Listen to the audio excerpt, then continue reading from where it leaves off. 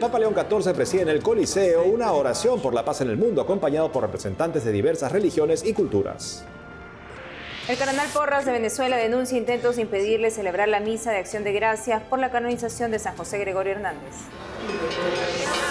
En el día de su fiesta, el Señor de los Milagros recorre Lima rodeado por una multitud de fieles que expresan su fe y devoción. El Papa León XIV exhorta a los obispos de Chile a defender la vida ante el avance de proyectos sobre aborto y eutanasia. El programa de hogares impulsado por Cáritas en Buenos Aires cumple 50 años, brindando refugio, alimento y esperanza a personas en situación vulnerable. Hola Natalie, un gusto estar contigo. Qué gusto estar también contigo, Eddie, y con los televidentes informando desde nuestros estudios en Lima, Perú. Gracias por acompañarnos en EWTN Noticias. Soy Eddie Rodríguez Morel. Bienvenidos, yo soy Natalie Paredes. Empezamos las noticias desde el Vaticano con la oración por la paz en el mundo proclamada por el Papa León XIV desde el Coliseo Romano esta noche. Nuestro corresponsal Paola Flynn informa. El Papa visitó el Coliseo para celebrar el Encuentro Internacional por la Paz, un evento organizado por la comunidad de Sant'Egidio. Bajo el lema Atreverse a la Paz, el encuentro reunió a personas provenientes de distintas partes de Europa. Dentro del Coliseo, el pontífice rezó al lado de líderes de distintas confesiones religiosas, pidiendo el fin de la guerra en el mundo. Exhortó a hacer posible lo que a los ojos de los hombres parece imposible. Hoy la humanidad entera necesita operadores de paz, de una paz desarmada y desarmante. Durante la oración ecuménica, los líderes religiosos pidieron la paz en Afganistán, por el acuerdo de paz en Colombia y el fin del conflicto en Ucrania y en la República Democrática del Congo. También imploraron por el fin de la violencia en Haití, el de la violencia causada por el narcotráfico en México y el terrorismo en Nigeria, y porque se consolide la tregua en Gaza.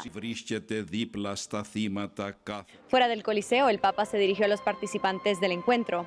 Ahí, una de las supervivientes de la bomba atómica de Hiroshima y promotora del desarme nuclear, Coco Kondo, recibió al pontífice junto a otros miembros del comité.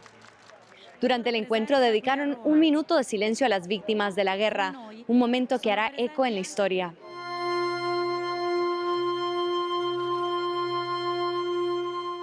El Papa subrayó que el mundo tiene sed de paz, de una verdadera y sólida reconciliación, y pidió frenar las guerras en las que se acumulan muertos, lugares destruidos y personas exiliadas. No podemos aceptar que esta temporada se prolongue más, que moldee la mentalidad de los pueblos, que nos acostumbremos a la guerra como compañera normal de la historia humana. Basta, es el grito de los pobres y el grito de la tierra. Basta, Señor, escucha nuestro grito.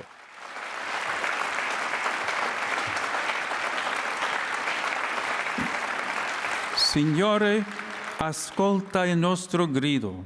A los líderes políticos el Papa pidió cambiar la historia de los pueblos y promover la cultura de la reconciliación. La paz es la prioridad de toda política. Dios pedirá cuentas a quienes no hayan buscado la paz o hayan fomentado las tensiones y los conflictos todos los días, meses y años de guerra.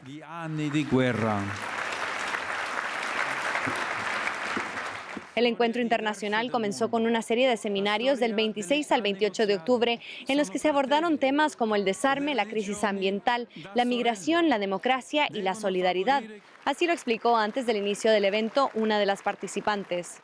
Este encuentro quiere poner la paz delante, quiere decir que la paz es posible a pesar de los tiempos oscuros, difíciles de guerra que vivimos. Siempre podemos atrevernos a la paz, a hablar de paz, a poner el diálogo y la paz por encima de todos. Al final del encuentro, el Papa encendió, junto a otros líderes religiosos, un candelabro con varias velas como símbolo de esperanza por el fin de la guerra. En un momento muy conmovedor, un grupo de niños de Sant'Egidio entregó al Papa la Declaración por la Paz, escrita y firmada por líderes religiosos. En Roma, Paola Flynn, EWTN Noticias.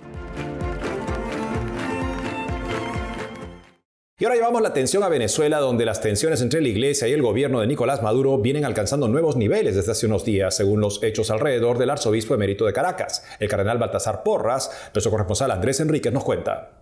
Sí, ciertamente, porque El cardenal, arzobispo emérito de Caracas, se dispuso a viajar este domingo hasta la población de Isnotú, lugar de nacimiento de San José Gregorio en los Andes venezolanos, Pero después de una serie de hechos extraños le fue imposible llegar, según relató en redes sociales. Se disponía a celebrar una misa de acción de gracias en el santuario ubicado en el lugar de nacimiento del nuevo santo, a la que asistieron miles de personas. El cardenal Porras denunció que su avión fue desviado en pleno vuelo. En tierra, fue custodiado durante horas por militares armados hasta los dientes, según describió, y no se le permitió continuar el trayecto por tierra. Logró volver a Caracas horas después. Lo que resulta como un interrogante es que sea uno y siendo uno una sola persona, bueno, una movilización de soldados que, bueno, centenares por todo el camino y mentiras para no permitir pues llegar, y de casualidad pudimos pues que regresar. Cuando tenía que estar presente sencillamente en una misa, pero ser de una sola pieza creo que genera este tipo de cosas, y no que me sientan ni mejor ni peor, sino se lo digo a ustedes como reflexión, porque ante lo que es el abuso del poder y la mentira, pues quiere generar en nosotros una actitud de miedo y de replegarnos. No se trata de enfrentarse así como quien dice por encima de todo, pero sí con un mínimo de dignidad, pensando que constata uno que los servidores públicos están hechos, en principio, para estar al servicio de la gente y no para que esté en contra de la gente. Antes de la agresión en contra del cardenal Porras, Nicolás Maduro lo atacó en forma verbal por televisión, acusando al arzobispo emérito de conspirar y dedicar su vida para evitar que José Gregorio sea canonizado. El 24 de octubre, otro sacerdote, el padre Juan Manuel León, recibió amenazas de muerte y su parroquia fue vandalizada en San Juan de los Morros, al centro de Venezuela, por colectivos afines al chavismo, según explicó a EWTN. El padre León aduce que fue por oponerse al comunismo y al socialismo. Este domingo, la Conferencia Episcopal de Venezuela expresó su profunda solidaridad al cardenal Baltasar Porras y reconoció su papel fundamental e incansable en los procesos que condujeron a la canonización de San José Gregorio Hernández y de la madre Carmen Rendiles. En Venezuela, Andrés Enríquez, EWTN Noticias. Dirigimos la mirada a Perú. La procesión del Señor de los Milagros cumple su quinto recorrido en el día en que la nación conmemora su devoción más querida. Nuestro corresponsal Abel Camasca en Lima está ahí. Adelante, Abel. Hola, me encuentro en la multitudinaria procesión del Señor de los Milagros en el día central de esta devoción. El 28 de octubre es la fiesta central del Señor de los Milagros debido a que un día como hoy, en 1746, se produjo uno de los terremotos más catastróficos que sufrió Lima, seguido de un maremoto. La gente estaba desolada y sacaron al Señor de los Milagros en procesión. De inmediato cesaron las réplicas y regresó la calma y esperanza. La imagen del Cristo Moreno salió a las 6 de la mañana de su santuario de las Nazarenas. Luego, el cardenal Carlos Castillo, arzobispo de Lima, presidió una solemne Eucaristía. En su homilía animó a seguir el ejemplo de la misericordia de Dios. Él, siendo de condición divina, porque es hijo de Dios, no retuvo para sí su categoría de Dios, no se endiosó, no se creyó la divina pomada,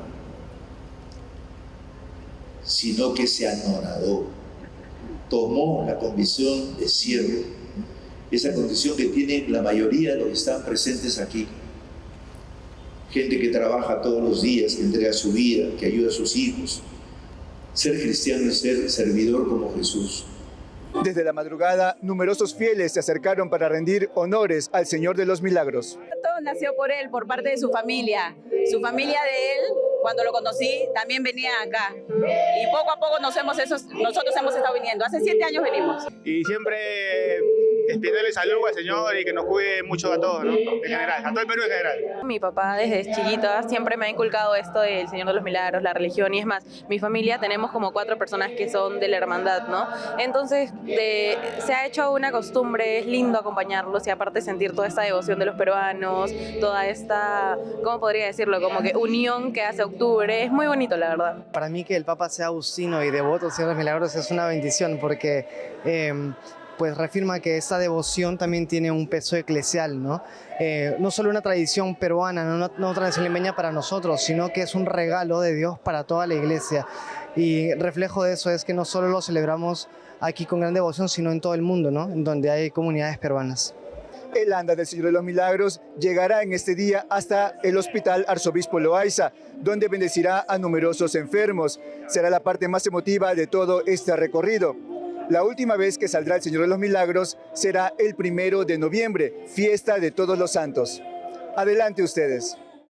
En Estados Unidos también honran al Señor de los Milagros con una gran procesión por las afueras de la parroquia Iglesia de Santa Juliana en Palm Beach, Florida. El 25 de octubre, fieles y comunidades hispanas llevaron en andas la venerada imagen en el recorrido organizado por la Hermandad del Señor de los Milagros de Palm Beach. En la misa celebrada por el padre Maximino Matos, el sacerdote destacó el portento de devoción en que se ha convertido hoy la pintura milagrosa realizada por un humilde esclavo de Angora en el siglo XVII, de nombre desconocido. El obispo de la diócesis de Palm Beach, Gerald Barbarito, en un mensaje destacó que esta celebración es una hermosa expresión de amor y unidad en Cristo. Actualmente esta devoción se celebra en varios países del mundo, a los que ha llegado gracias a las comunidades peruanas, como sucede en Estados Unidos, Italia, España, Japón, entre otros. Y el Papa León XIV recibió en audiencia privada al arzobispo Marcelo Colombo, presidente del episcopado argentino. Hablaron sobre la vida y la misión de la Iglesia en Argentina, señaló Monseñor Colombo tras el encuentro. El prelado comentó el clima de mucha fraternidad durante la charla, en la que también se abordaron los recientes jubileos de equipos sinodales y de movimientos sociales en la Iglesia. El obispo argentino expresó que se iba con el corazón lleno de esperanza del camino que la Iglesia ha iniciado de la mano del Papa León. Ahora veamos más noticias de la Iglesia en Argentina con nuestro corresponsal Matías Boca.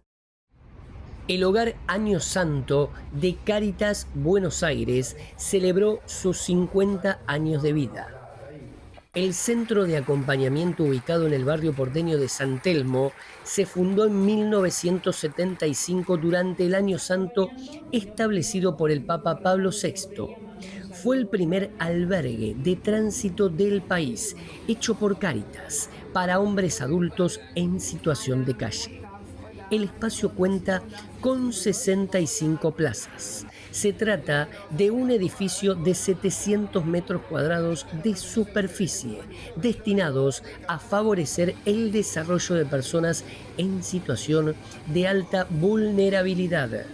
La vida es una sola, no es muy larga, es corta, pero mientras que vivamos felices y contenido, que es lo que encontré en ese lugar, yo me siento bárbaro. Y nunca nos olvidemos que Dios está en todos lados, no solamente en la iglesia, sino en todos los lugares. Bueno, creo que en este lugar recibí mucho afecto, mucho cariño, mucha comprensión, lo vuelvo a repetir. Y yo, a pesar de que vivo el día a día y que tengo un problema de salud muy grande y pudiera haber, para mí no es grave, pues bueno. Dios siempre está conmigo y este lugar que es maravilloso. Tampoco lo aguantaré, ¿no? En un clima de gratitud y alegría, celebró la Eucaristía el padre Sebastián García, vicepresidente de Cáritas Buenos Aires. A la luz del Evangelio, el presbítero sostuvo que hoy estamos acá y por eso sentimos que nuestra vida también vale. Y rezamos especialmente por tanta gente que ha hecho posible esto.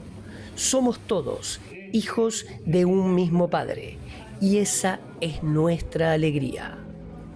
Está acá, en mi corazón, Jesús. Es mi mejor amigo. Mi mejor amigo. Y María es mi mejor madre, porque me lo dijo un padre cuando yo vine a vivir acá. Yo estoy muy angustiado con la muerte de mi madre y me dice él, desde hoy tu madre no es más Marta, es María. Y ahí me convirtió él. Yo dije, ¡opa! ¡Qué lindo!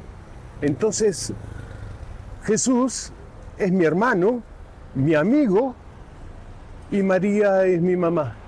Y le hablo así y todos los días están conmigo.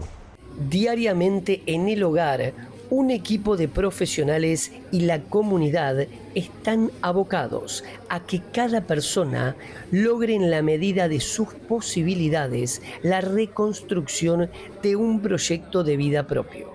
Hay diversas actividades comunitarias que buscan potenciar valores como el compromiso y la responsabilidad. La idea es que puedan reencauzar su vida y que esto sea un espacio para recuperar fuerzas y después volver a salir al resto de sus actividades. Cáritas se sostiene por muchos colaboradores económicos y muchos voluntarios que en distintas acciones trabajan para los hermanos más desfavorecidos. Una casa que se construye entre todos, porque Jesús sigue pasando, sigue pidiendo que lo descubramos y sigue pidiendo que lo llevemos a las personas más pobres, más marginadas, que más necesidad tienen de la ternura y de la misericordia de Dios, como ha pedido el Papa León XIV en su más reciente exhortación apostólica Dilexis Te. El Hogar Año Santo funciona todos los días del año. Para mayor información, ingresar a caritasbuenosaires.org.ar. En Buenos Aires, Matías Boca, EWTN Noticias. Hacemos una pausa y al volver, tras una etapa de dudas y búsqueda, un influencer evangélico culmina su conversión a la fe católica y presenta su libro Testimonio sobre este camino de encuentro con Dios. Además, en Chile, más de 60.000 fieles participan en la tradicional peregrinación en honor a Santa Teresa de los Andes. Regresamos con más noticias con Enfoque Católico.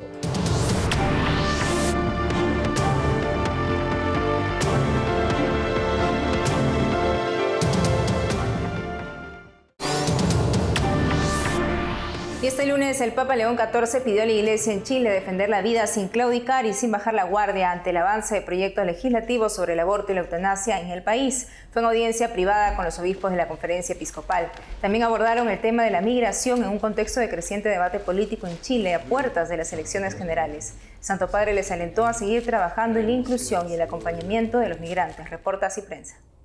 Jonathan Medina tiene un valioso testimonio que compartir, que lo llevó de ser protestante hacia la Iglesia Católica y ha escrito un libro para poder compartir este importante testimonio. Para saber más al respecto, estamos justamente con Jonathan Medina acá en el estudio. Jonathan, bienvenido al programa. ¿Qué tal, Eddie? Qué gusto tenerte. Igualmente. Excelente. Pues, Jonathan, ¿hace cuánto que diste el paso hacia la Iglesia Católica? Bueno, oficialmente diría 5 años, ¿no? Fue en plena pandemia, diciembre de 2020. Pero yo, pues, ya de corazón, pues, obviamente unos años antes de eso, ¿no? Desde el 2017, 2018 empezó, digamos, este viaje, que me tomó unos 2, 3 años. Y ya en diciembre de 2020 me bauticé oficialmente, ¿no? Tomé los sacramentos y ingresé en la iglesia, pero fue todo un viaje que me llevó a escribir finalmente este libro, ¿no? O sea, tú tuviste que bautizarte, en otras palabras, para entrar a la Iglesia Católica. Supongo que en la confesión a la que pertenecías antes no era válido el bautismo según la Iglesia, ¿o es condicional?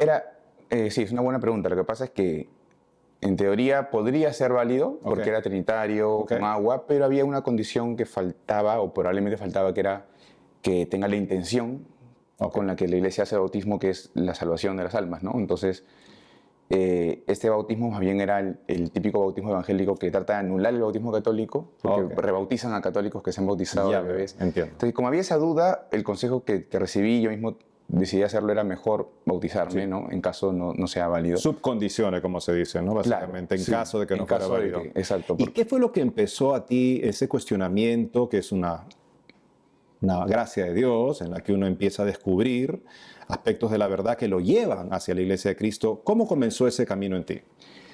Bueno, de muchas maneras. Yo diría que paradójicamente inicia con una etapa de agnosticismo. ¿Cómo así?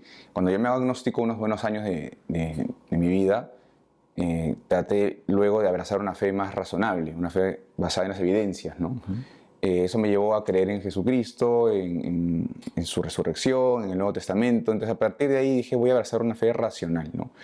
Racional en buen sentido, no meramente fría, sino... Tipo C.S. Lewis, digamos, por ahí. Algo así, claro, algo así, ¿no? O tipo Chesterton, sin compararme en absoluto con esas tremendos personajes. Claro, pero son referentes. Pero grandes referentes que me ayudaron, de hecho, en mi conversión.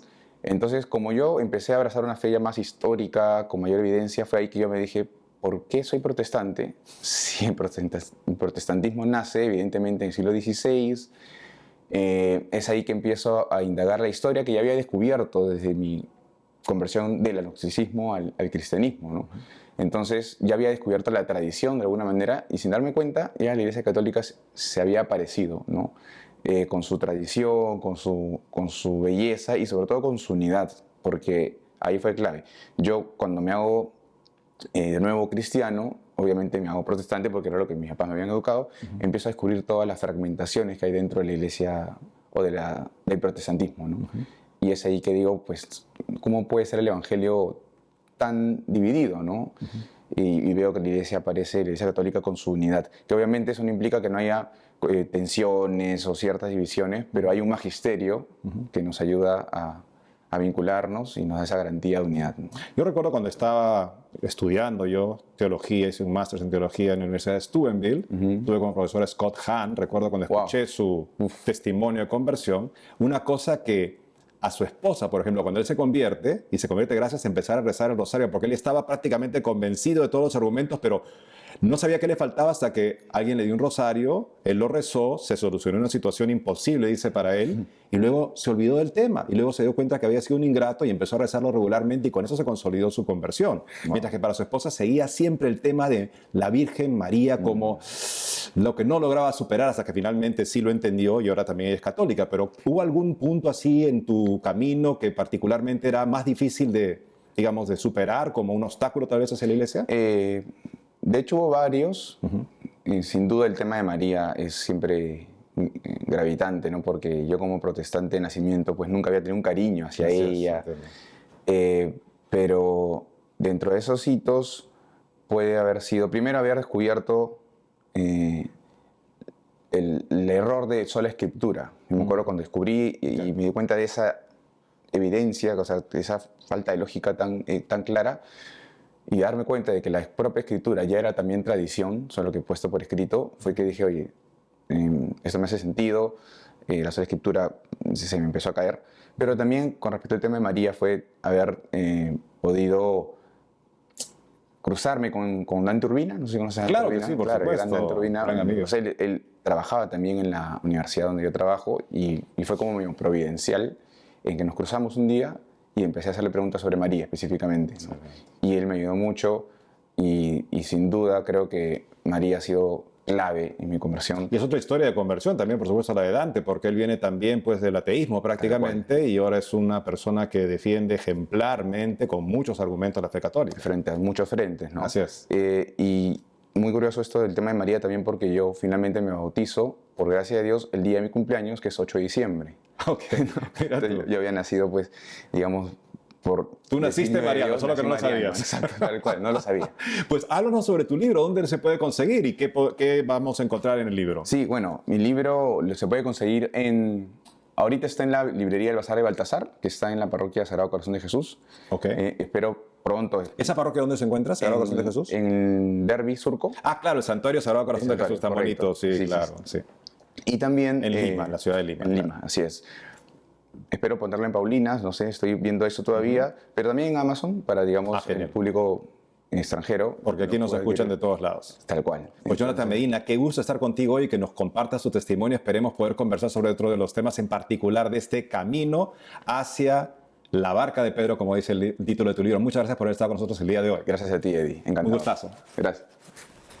Y ahora nos vamos a Chile, donde más de 60.000 fieles participaron en la tradicional peregrinación al santuario de Santa Teresa de los Andes, recorriendo los 27 kilómetros que separan la ciudad de Chacabuco de la comuna de Rinconada en Valparaíso. Este año la caminata se realizó bajo el lema Con Teresita, Peregrinos de la Esperanza, informa Así Prensa. Durante el camino se instalaron 10 estaciones de oración, música y ayuda pastoral, instaladas por diversas entidades como el Seminario Pontificio Mayor, los Josefinos de Murialdo y la familia Vicentina.